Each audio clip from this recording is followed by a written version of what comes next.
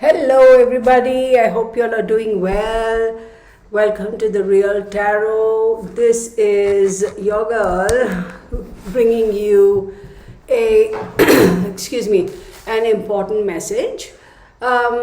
This video has absolutely nothing to do with tarot and missing cases and anything like that. But I wanted to share this with you all because it is a subject that does not receive as much attention from the World Health Organization as it should. Unlike certain other diseases, like malaria and typhoid and what have yous. I am talking about rabies. And the reason I'm doing this video is because I got an email from somebody who I had done a reading for. Good Lord, I want to say way back in 2011. So that's a good 10 years ago. And you do readings and then, so many readings, you kind of get on with life. And I got an email and they had attached the previous email and kind of responded via that way. And I was actually blown away when I read, because I was like, I can't believe you guys still had my email address. Unfortunately, their loved one did pass because of rabies, and it is a very, very, very preventable fatality. Now, granted, in a lot of countries, and let's not kind of start saying, oh, only third world countries have, rabies and stuff like that. First and foremost, I do not like to use the word third world because in my opinion, you have developed countries and developing countries. All the good old days of the first world and second world and third world and all, I think is just political bah humbug. So a lot of people, say, oh, this is very rampant in Africa and Asia and this and that and all that stuff because they have a lot of stray animals, and all true. Nobody is denying it. But let me also show you that all this happens in, countries like the United States, in Europe, in South America, and, of course, New Zealand and Australia. It's very, very, more so in New Zealand is very limited because they are so strict, oh my God. But anywhere that you have animals, wild animals of any nature, any species, there is a chance that they will have rabies. Now, rabies doesn't necessarily... let me rephrase that. People just say bats have rabies. Yeah, bats do, but squirrels do, cats do, dogs do, monkeys do, any animal. There is a great chance that any wild animal can have rabies. So I just want to put out this video to kind of bring awareness and to kind of, what's the word? Yeah, I suppose just to bring awareness. Because that email kind of got me thinking, and I was like, I have to put something out there. I mean, not that people are not educated and they don't know about rabies and all that stuff, of course, but just to kind of,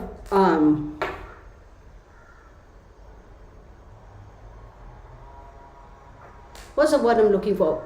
To bring it back into the forefront, okay, this subject. Can rabies be prevented? 100%. Absolutely. As long as you catch it in the right time and you go get your vaccinations, you will not get rabies.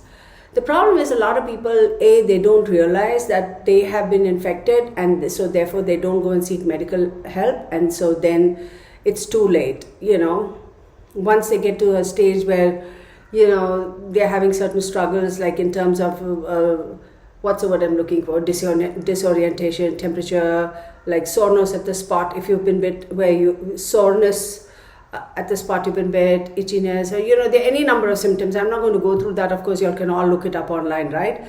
Then pretty much it's too far gone. So also, there's a taboo that, oh, just wash it up with soap and water, you'll be fine. No, y'all, don't. That, you need to go see a doctor. So here's what bothers me. Here's what I think about. I have my dogs always, the 5-way, 4-way, 6-way, whatever the way, the number of vaccines they need to get. I'm like, heck yeah, they're getting all those vaccinations. Because where I live, believe it or not, we've seen coyotes come by the house. I mean, proper city, right? We live in a proper city.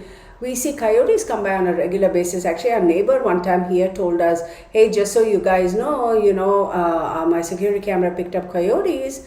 And I was all excited. I was like, oh yeah, coyotes, I want to watch. And Mark is like, what are you getting excited about? I'm like, yeah, I want to watch.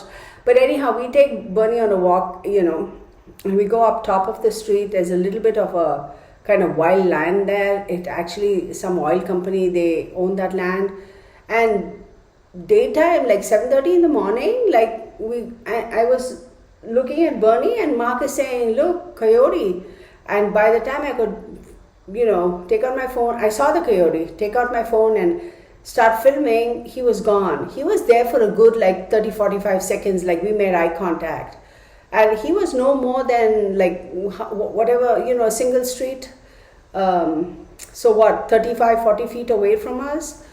So that's scary. And then we have, I have had in my backyard like a lot of cats jumping over the fence, like feral cats jumping over the backyard. The back wall is, I think, 20 feet high. It's like a proper wall.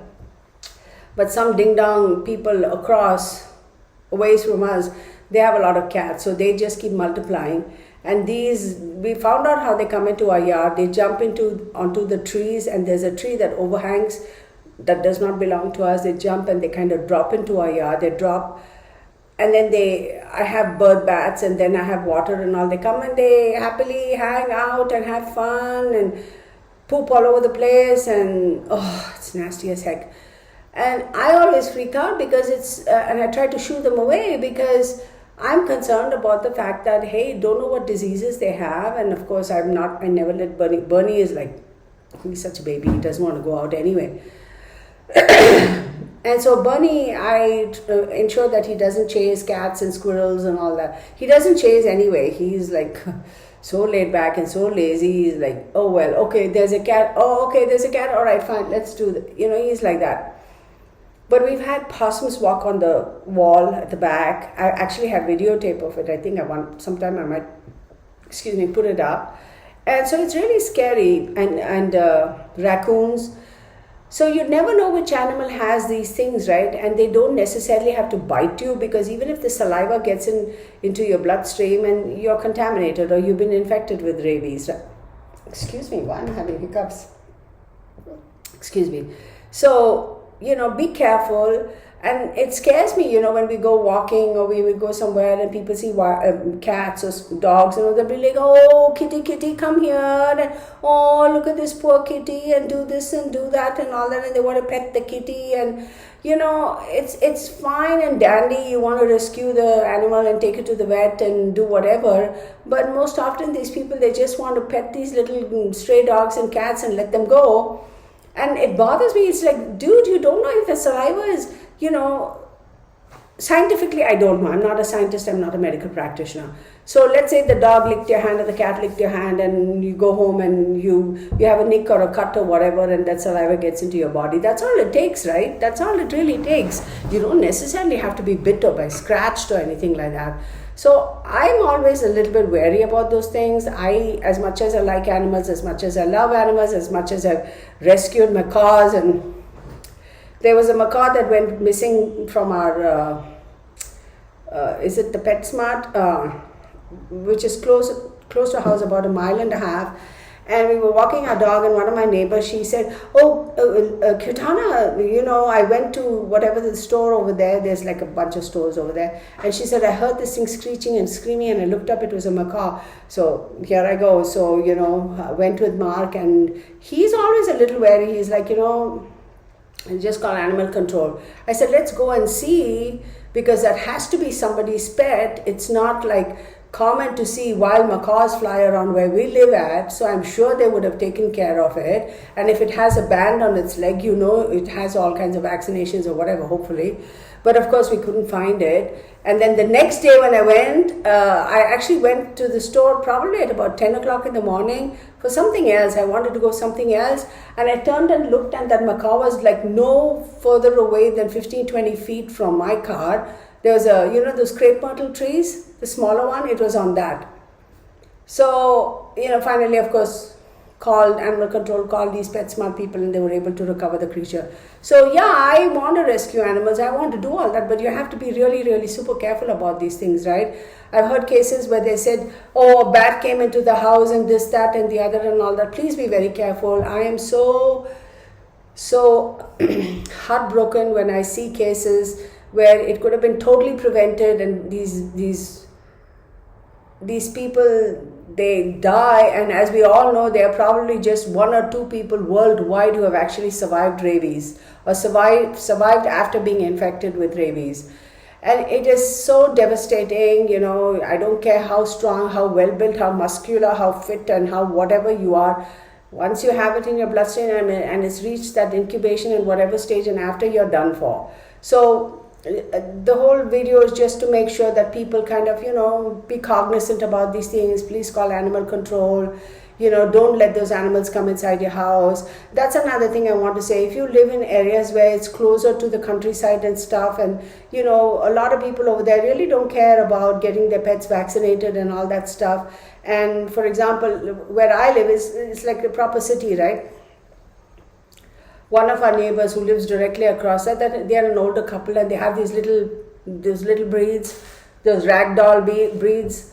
One day I was walking, and there were 2 of them, a black one and a white one, and the black one took off, but the white one was like looking so lost, and at that time I didn't know whose dogs they were. So I asked that dog to, come here, puppy dog, and this and that, and the dog came right inside the house, and I wasn't thinking, and it came right inside the house. It had a collar, so I assumed that, it's safe.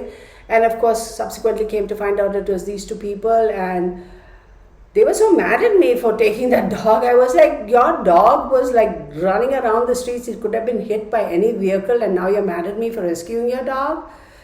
Be grateful that I brought it back to you after walking around the whole neighborhood asking, is this your dog? Is this your dog? And my poor Bernie was, I have a new friend.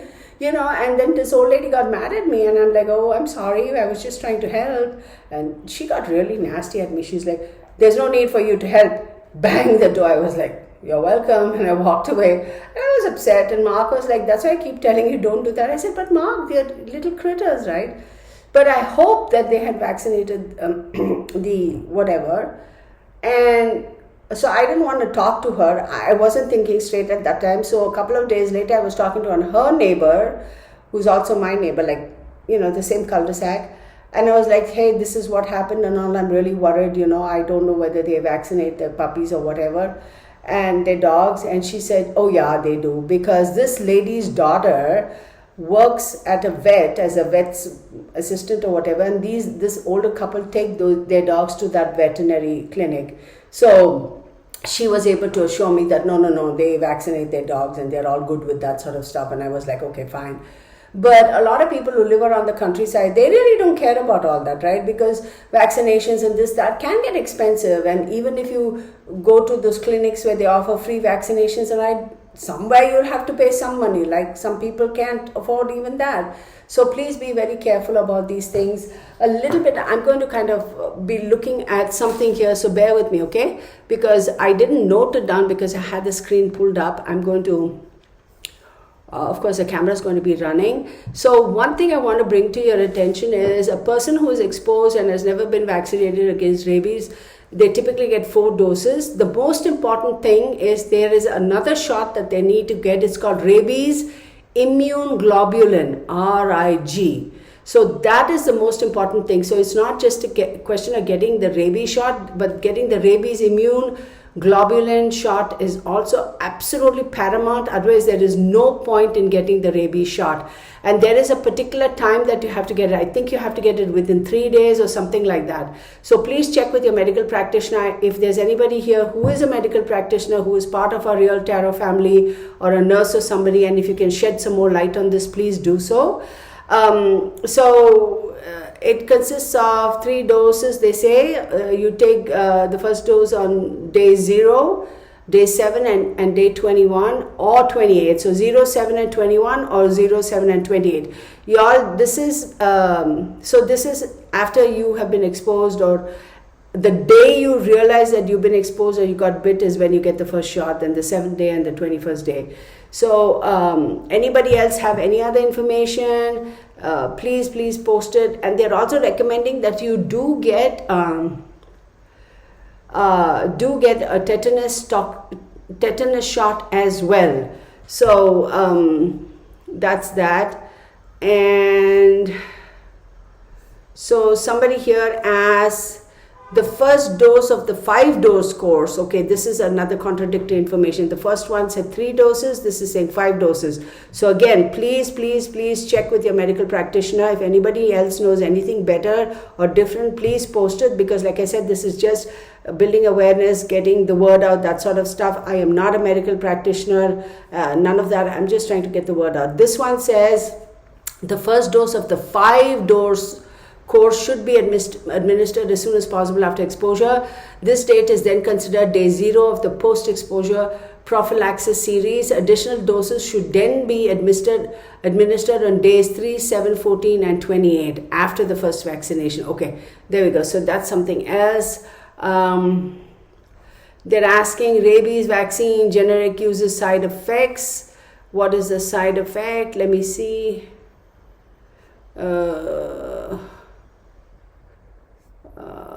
I don't know. I'm not seeing anything. Okay, so that's not showing me anything else over there.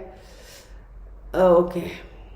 So let's get on with this. I just wanted to share y'all, and again, like I said, full disclosure, I am not in any way, shape or form a doctor or a nurse or an expert in disease control or anything like that.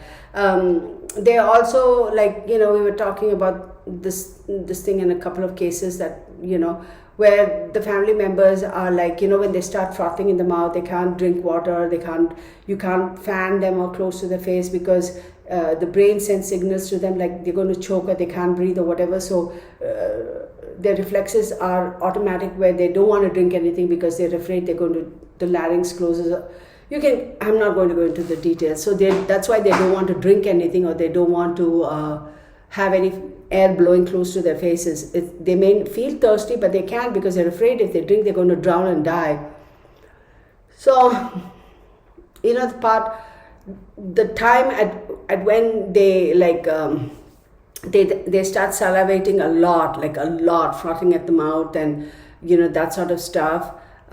They say that is when that saliva is the most contagious. And yet here I was watching some videos where the family members are sitting there and holding the child and holding the loved ones and wiping them with the towel and the saliva and all that, and I'm sitting here thinking, oh my god, this is happening in a hospital. And this is actually these particular videos I was seeing, they actually occurred in the Philippines and Thailand.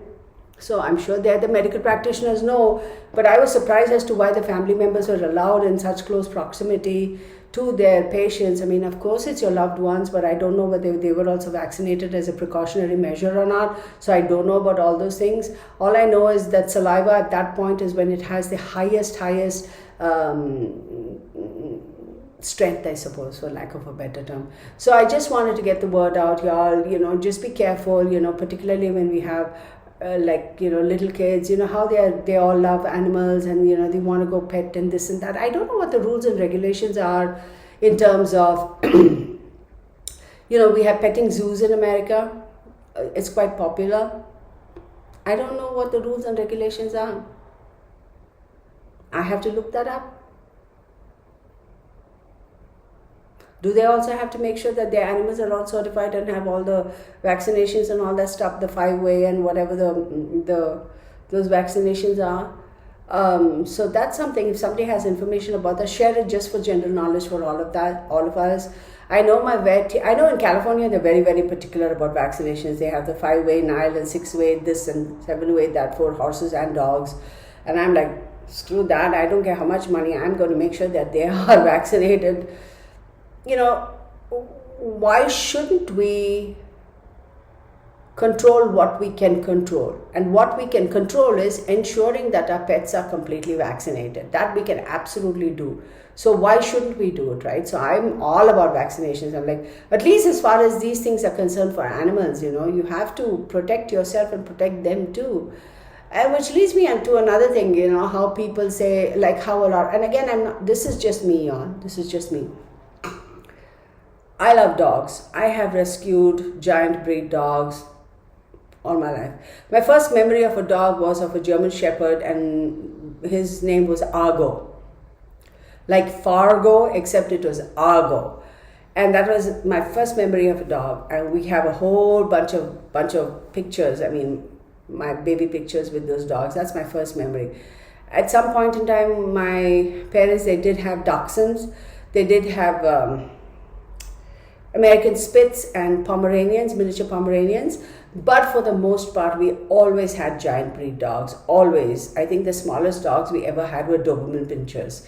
They were always Newfoundlands, Saint Bernards, Great Danes, Mastiffs, and the Tibetan Mastiffs. I don't think we ever had Great Pyrenees, because I would have remembered. Then we had Alabash, Russian of Charkars. So they were always big dogs. And no, my family, they never bred or whatever. We just liked having pets. We were not so much cat people, but more dog people.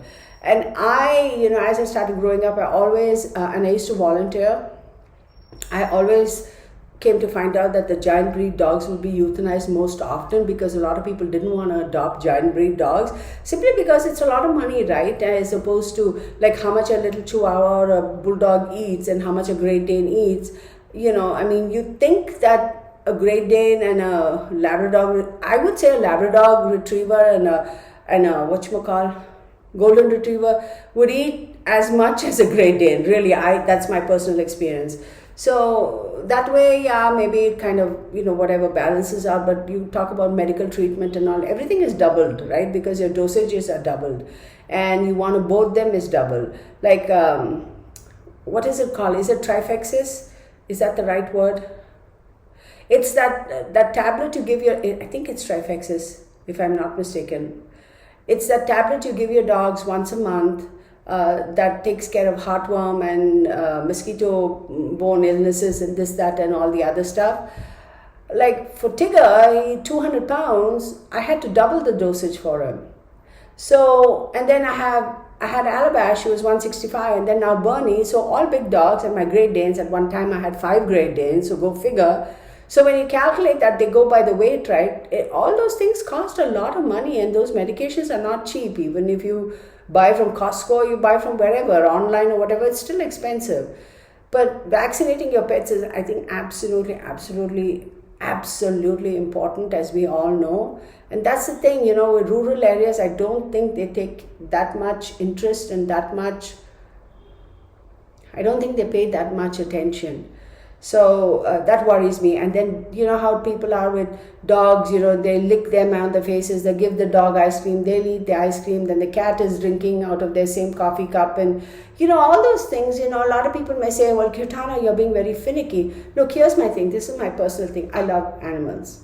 I rescue them all day long.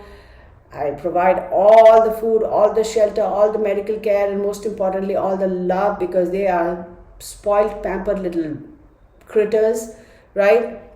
But they're very well behaved. I mean, I make it very clear, look, I'm the top dog. End of story. You better not be getting out of line. Because when a small dog kind of plays rough, it's one thing. But when you have a 200-pound dog that wants to play rough, there will be collateral damage. So you have to be able to manage your animals and make sure that they follow your command. And if you are the top dog, they never, ever, ever forget it. So I would never let Tigger and Alabash or Bernie or Spike or whoever, come and lick me all over the face. And I never allowed my children to give the dog a bite and you eat the rest. No. We don't need to do all that. There's no need. First and foremost, you don't know where the tongue's been. Okay, sorry, TMI. They're licking their body parts, and then with the same thing, they come and lick your face. I'm like, no, we don't need that. There's no need. And it's not just rabies and this and that and all, parasites, you got to be cognizant about all that. There are certain diseases and parasites that cross over species. We have to be cognizant about all those things. I don't like it when I see people do that. The child is giving the dog a lick of the ice cream and the child is licking. I personally think that should be avoided. But my humble opinion, to each his own or her own. So please spread the word around about this rabies thing. If any of y'all have any information with regards to the vaccinations, if there's anything new the medical or the pharmaceutical industry has come out with regards to, preventative vaccinations or post, vaccinations or medication, that's the only thing. I only hope that someday somebody figures out a cure for rabies, after the fact, if you will. Because once you're infected, that's a death sentence. It's the end of, that's it. It's just a matter of how many days you're going to take before you pass. So, of course, you can prevent it, take your vaccinations, but then again, be cognizant that you don't have to be bit, you don't have to be scratched to get rabies. Okay? By the animal. Okay? You don't have to. All these people you see on these tourist videos, they think, oh, it's a lot of fun. You travel to Thailand, you travel to Nepal, there are a whole bunch of wild monkeys over there, and you're sitting there and giving them peanuts and doing this and that and all that stuff, monkeys grabbing things from your hand, and everybody's taking a video and they're all happy and laughing and, whatever. How do you know which of those creatures have rabies, y'all? Be careful. Be careful. It's scary as heck, And there's another thing that's going on in Thailand and Philippines and some other Southeast Asian countries where they actually do, Vietnam, where they actually do eat canine meat. And I'm sitting here and thinking, well, are there any checks and measures in terms of, of course, France is all about horse meat, right? Equine meat, because for them it's a delicacy. So who am I to judge that don't eat it? I will say don't because I love horses and I love dogs. I'll be like, don't you dare be. But then again, can I physically go and stop them? No. So, are there any checks and measures, with these countries where they say no? How we have USDA type of thing over there. I don't think they do. So, how do you know if the creature isn't infected already with rabies? They don't necessarily have to show the symptoms of being infected with rabies before they get slaughtered. And the only way to find out is necropsy, right? One, you take the brain out and then you figure it out, and by then it's too late because 12 people would have already consumed the dog meat.